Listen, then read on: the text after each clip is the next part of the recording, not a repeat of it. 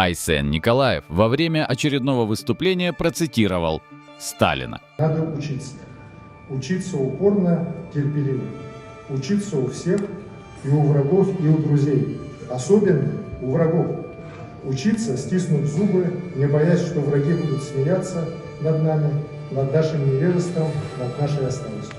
Это Иосиф Виссарионович Сталин, 28 мая 1928 года.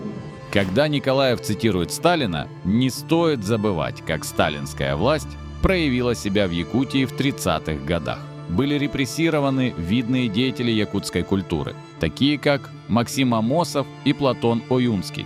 В 1942 году произошла Чурапчинская трагедия – насильственная депортация, в результате которой погибли более 1700 человек.